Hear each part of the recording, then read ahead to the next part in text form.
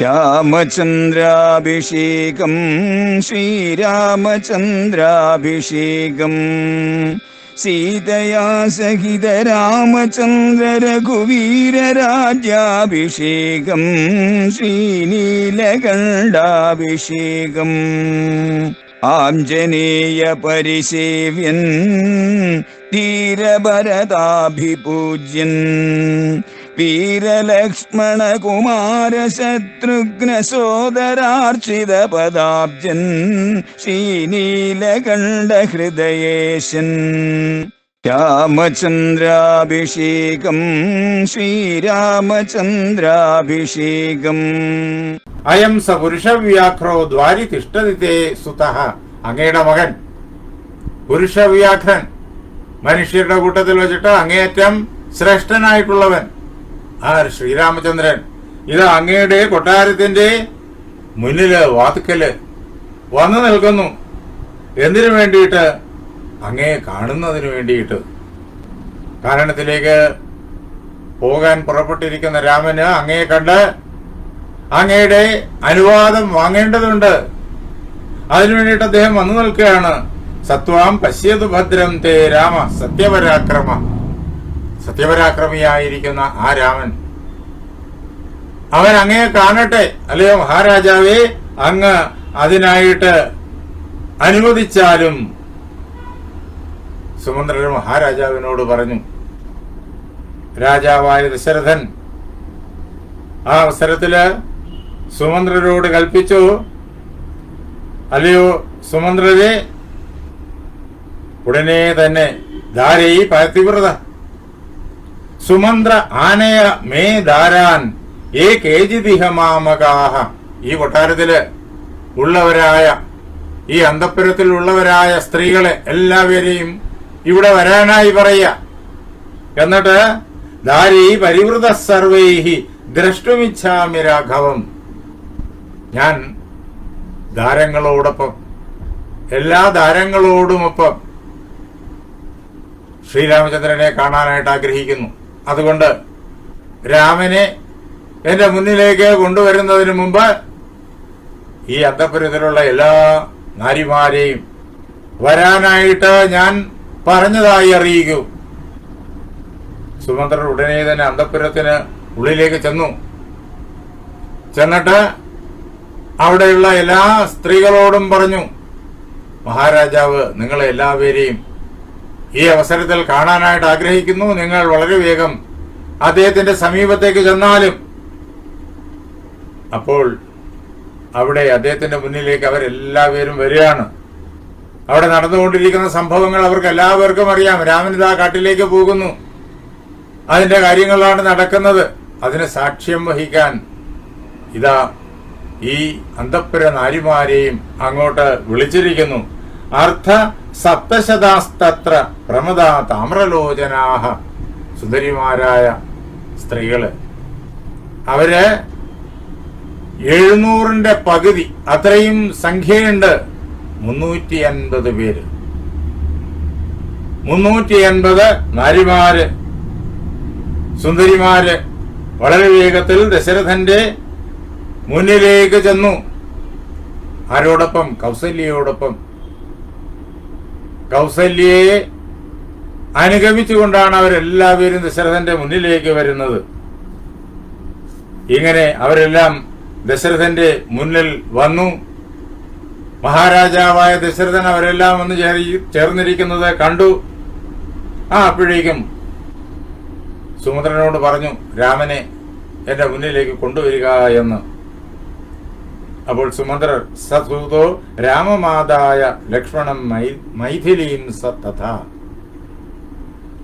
ആ സുമന്ത്രര് ഉടൻ തന്നെ ആ കൊട്ടാരത്തിന്റെ മുന്നിലേക്ക് ചെന്ന് രാമനെയും ലക്ഷ്മണനെയും മൈഥിലിയെയും സീതയെയും നേരെ ദശരഥന്റെ മുന്നിലേക്ക് കൊണ്ടുവരികയാണ്.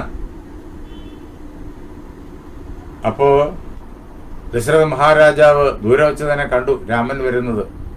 സരാജ പുത്രമായാന്തം ദൃഷ്ടുവാച്ച ആരാത് കൃതാഞ്ജലിം.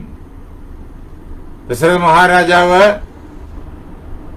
വളരെ ദൂരെ വെച്ച് തന്നെ കണ്ടു രാമൻ കൈകൂപ്പിക്കൊണ്ട് തന്റെ നേരെ വരുന്നു, തന്റെ അടുക്കലേക്ക് വരുന്നു. രാമനെ കണ്ട മാത്രയിൽ ഉത്പപാത ആസനാത്തൂർണം, വളരെ വേഗത്തിൽ അദ്ദേഹം ഇരിക്കുന്ന പീഠത്തിൽ നിന്നിട്ട് ചാടിയണീറ്റു. എന്നിട്ട് സോ അഭിരുദ്രാവേഗേന രാമം ദൃഷ്ട്വാ വിശമ്പതി. ആ മഹാരാജാവ് ദശരഥൻ ശ്രീരാമനെ കണ്ടിട്ട് ശ്രീരാമന്റെ സമീപത്തേക്ക് അദ്ദേഹം ഓടിച്ചെന്നു.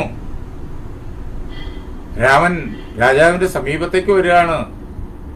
രാജാവ് അവിടെ ആ പീഠത്തിൽ ഇരുന്നാ മതി. പക്ഷേ രാജാവിന്റെ മാനസികാവസ്ഥ ഇപ്പോൾ അങ്ങനെയല്ല.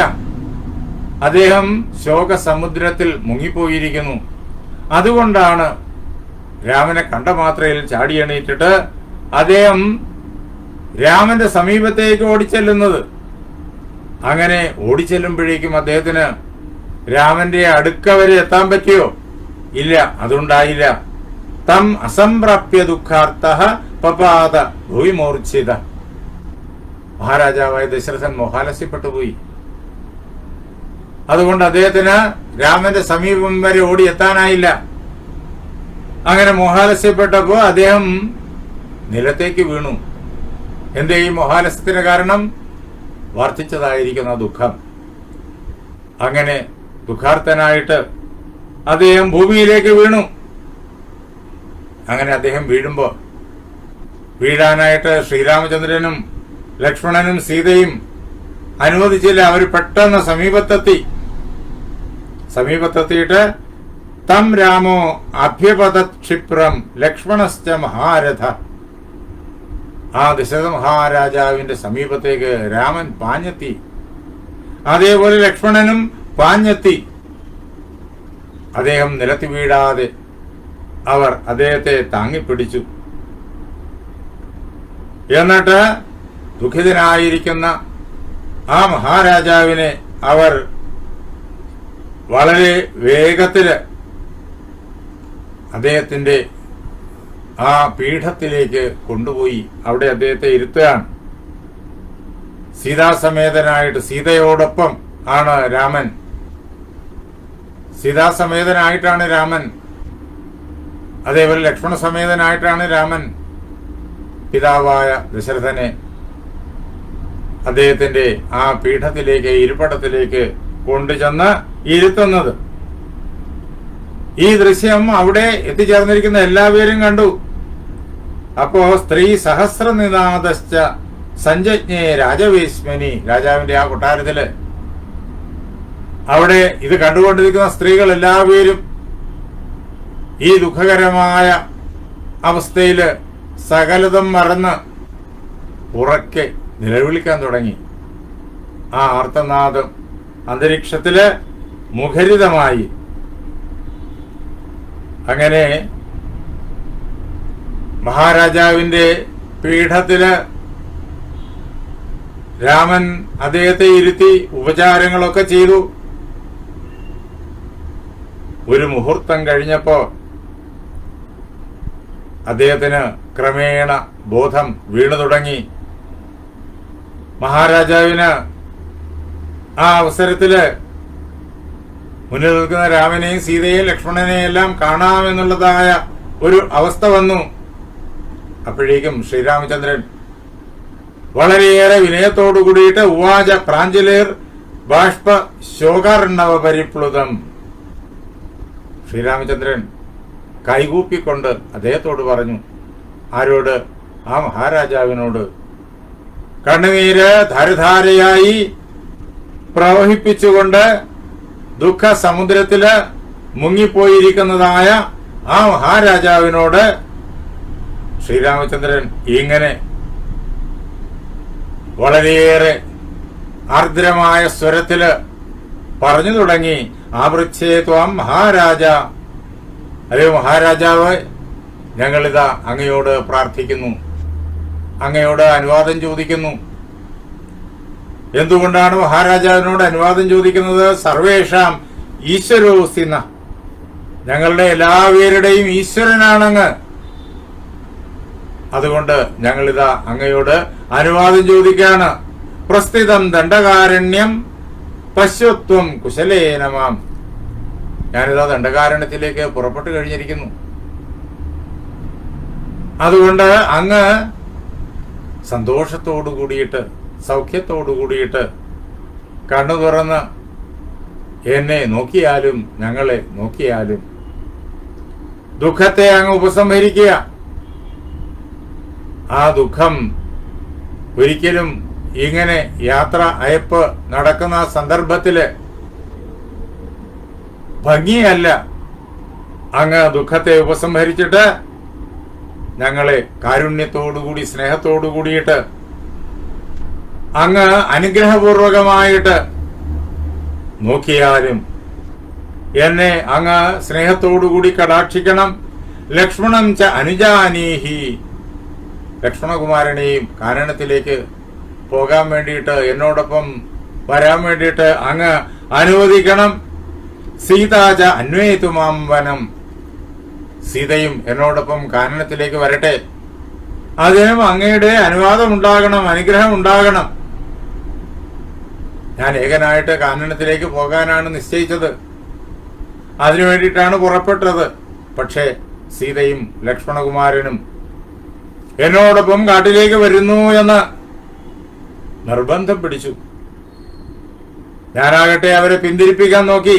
കാരണേർ ബഹുഭി തഥ്യൈഹി വാര്യമാണോ നചേച്ഛത. ഞാൻ തഥ്യമായിരിക്കുന്ന, സത്യമായിരിക്കുന്ന അനേകം കാരണങ്ങൾ പറഞ്ഞു. എന്നിട്ട് വരരുത് വരരുത് എന്ന് അവരെ നിർബന്ധപൂർവകമായിട്ട് വിലക്കുകയും ചെയ്തു. പക്ഷേ അവർക്ക് എന്നോടുകൂടെ വരണം എന്ന നിർബന്ധം, എന്റെ ആ വാക്കുകളെ അവർ അംഗീകരിക്കാൻ തയ്യാറായില്ല. എന്നെ പിരിഞ്ഞിട്ട് ഈ കൊട്ടാരത്തില് പാർക്കാനായിട്ട് അവർ ആഗ്രഹിക്കുന്നുമില്ല. അവർ എന്റെ കൂടെ പുറപ്പെട്ടിരിക്കുന്നു. അവരെ കൊണ്ടുപോകണമെങ്കിൽ അങ്ങയുടെ അനുവാദം വേണം. അതുകൊണ്ട് അല്ലയോ മഹാരാജാവേ, അനുജാനീഹി സർവന്ന ശോകമുത്സൃജ്യമാനത്.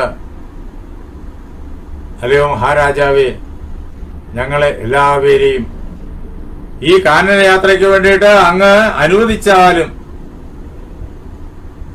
ഏതുപോലെ പ്രജാപതിരിവാത്മജാൻ, പ്രജാപതി തന്റെ സന്താനങ്ങളായിരിക്കുന്ന ഋഷിവര്യന്മാർക്ക് അനുവാദം കൊടുത്തതുപോലെ, ബ്രഹ്മാവിന്റെ സന്താനങ്ങളാണ് സനകാദികൾ. തപസ് ചെയ്യാൻ വേണ്ടിയിട്ട് അദ്ദേഹം അവരെ കാനനത്തിലേക്ക് അനുവാദമേകി അവരെ യാത്രയാക്കി.